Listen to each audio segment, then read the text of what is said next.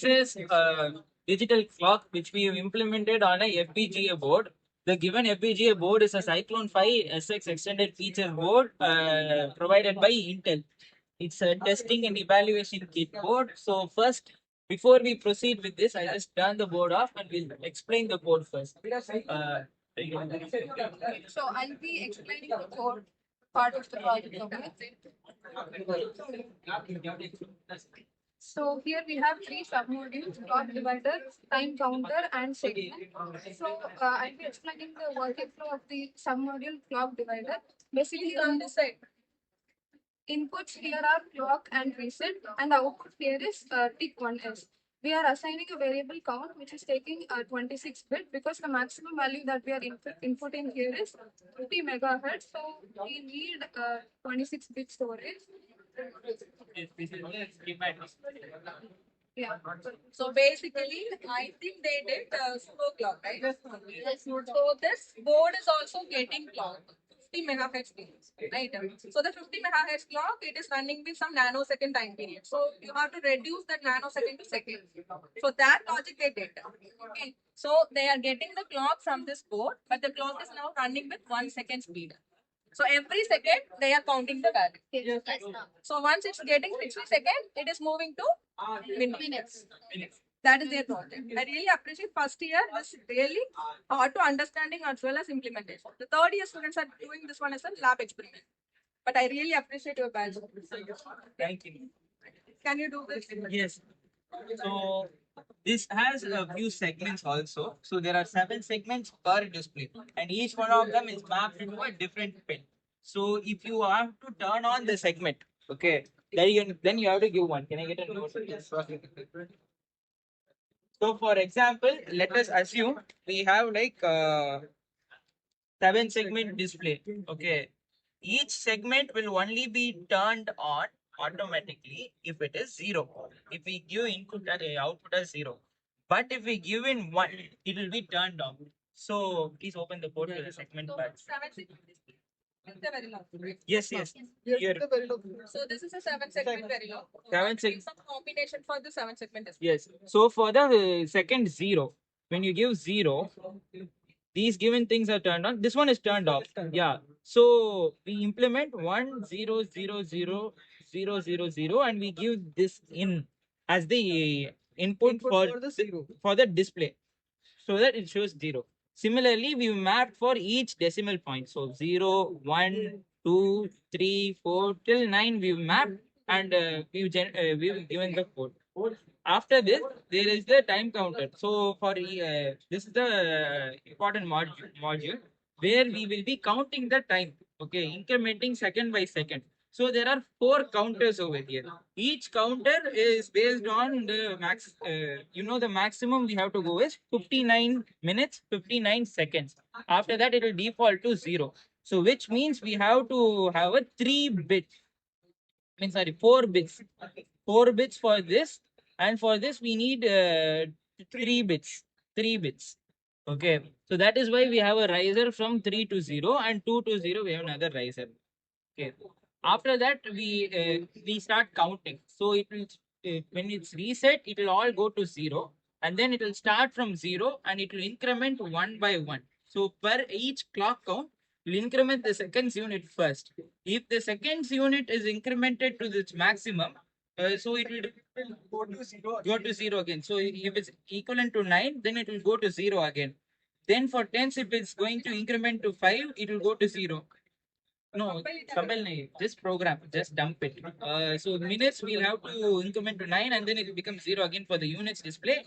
And for the final one, we have to increment to 5 and then again it will become 0. So this is how it's like 59 minutes and 59 seconds. See over here, we're incrementing +1, +1, +1 for each clock count when it is available. Then finally, we have the top module. So in the top module, we will pass in the first we will take in the signal, 50 megahertz signal. So it will count till 50,000 megahertz internally. That is 50,000. That is this number, this very big number which I can't pronounce. Yeah. We have done it 50 lakh thousand minus 49 million. 49 lakh, 99,000. Yes. and then it will pass it on to the segment display. So seconds unit is linked to segment 0. Seconds tens is linked to the first segment. Then that is segment 1. 4 7 segment display. So from here to here we're going. This is segment 0, segment 1, segment 2, and segment 3. Yes. So let us dump the code now. So we are going to program device, and we will dump the code. Start. Yes. Let's start. So it is ready right now.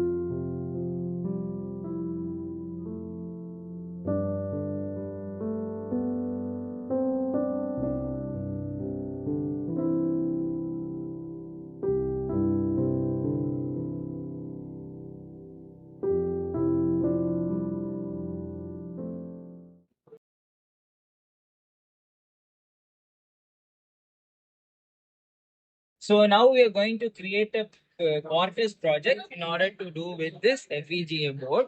Uh, First, let's go ahead and select the working directory. I am going to go to new volume and I'm going to type a name that is for a folder in which I'm going to place all the files for this.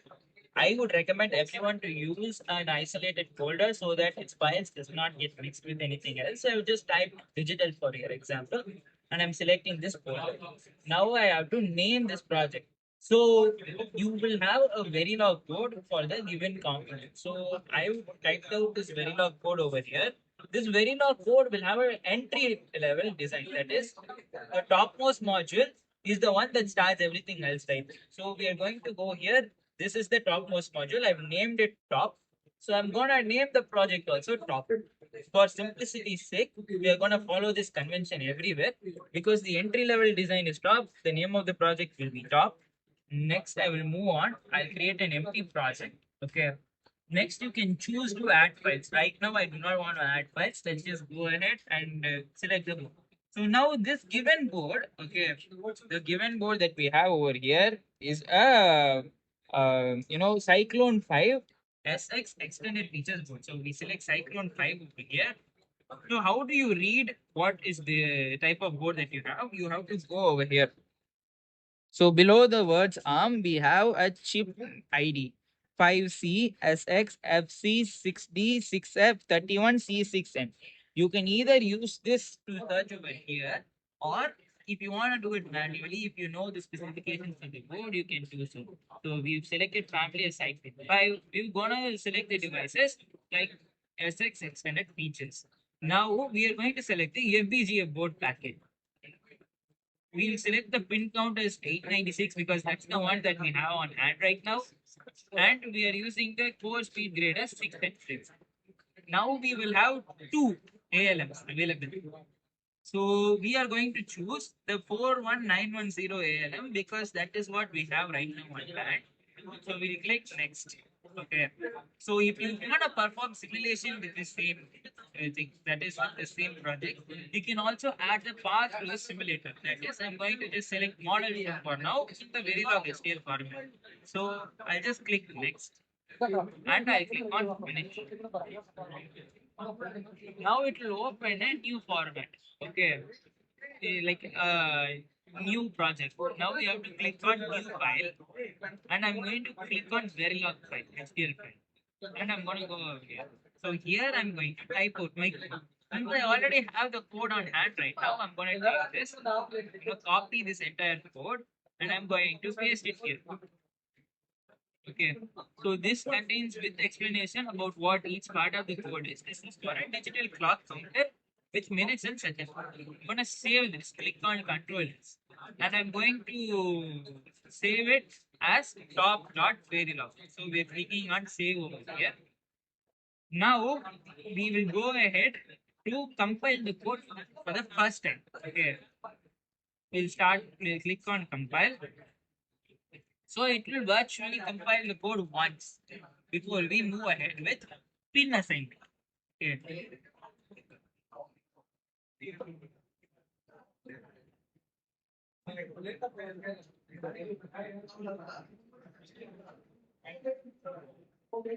Now you can use this method to also analyze digitally.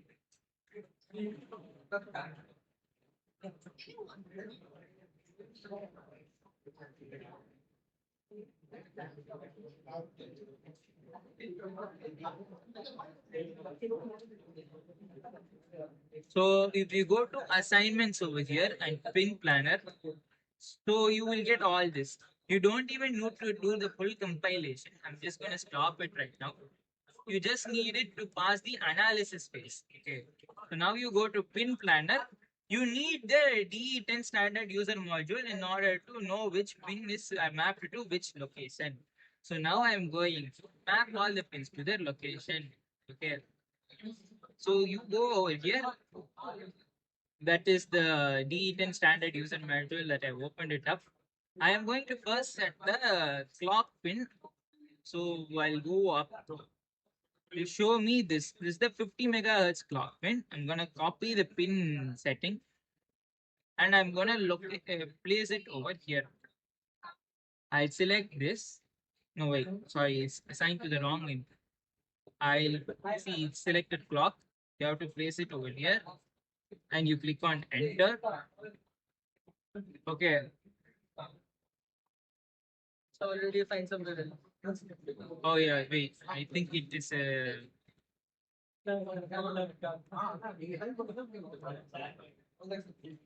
One minute. Uh, you continue. I'll just continue it. You'll just delete the entry over here. I'll just delete the entry and I'll click enter. So I'll go here and I'll paste it. I'll click enter.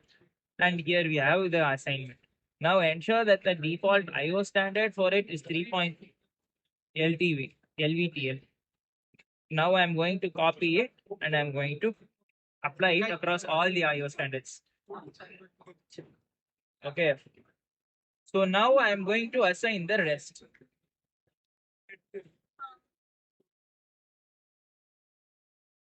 I'm going to assign the rest. So now I'm going to go ahead. I'm going to copy this assignment and I'm going to paste it over here as the reset ID. 1 minute. I'm sorry. Here, reset ID and I'll paste it. Now we have to assign each segment display. Now in your bandwidth, you will have the pin assignment of 7 segment displays. So we will copy this and we will assign it to the first one. Wait. So here X is 0 means the first segment display over here. X1, that is the next set of pins, refers to the second segment display. And third, fourth, fifth, and sixth. We are only going to use from 0 to 3 riser. So we will copy each one of the pins and we will paste it. 1 minute. You just wait. Right? I just paste it first. Yes, I see it has been assigned. Now,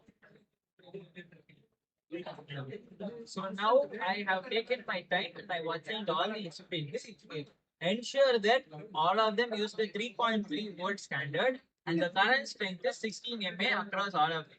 Okay. If they are not, you can also go over here and edit it to be 16 mA by or whatever it is.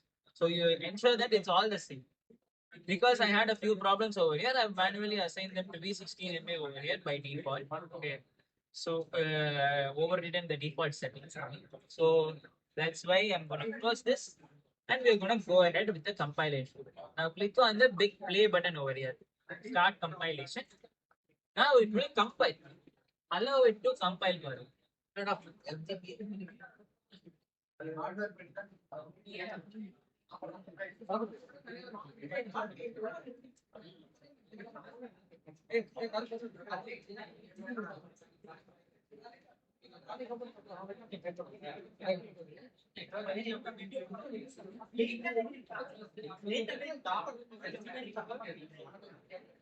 So while it compiles, okay, I will show you. Wait, let it compile. Let it compile and finish.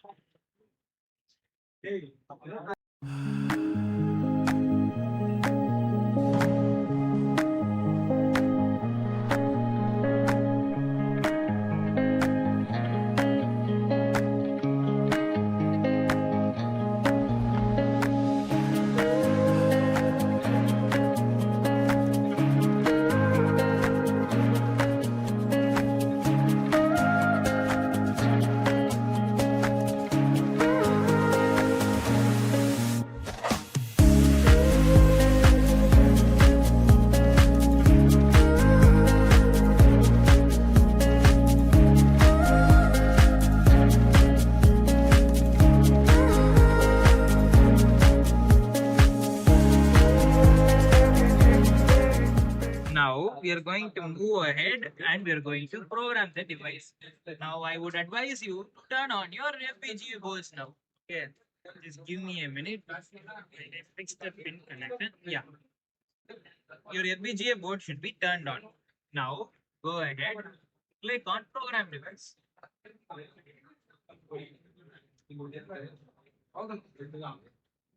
Now we click on auto detect.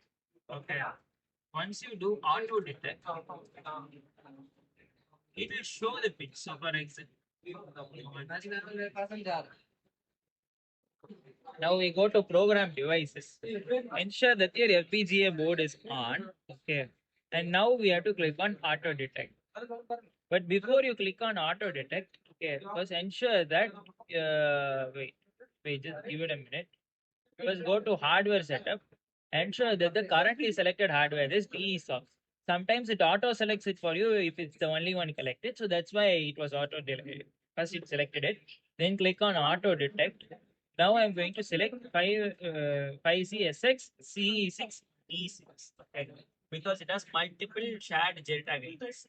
Now once I select this, okay, I'll click on yes because it seems that it is not according to what it is.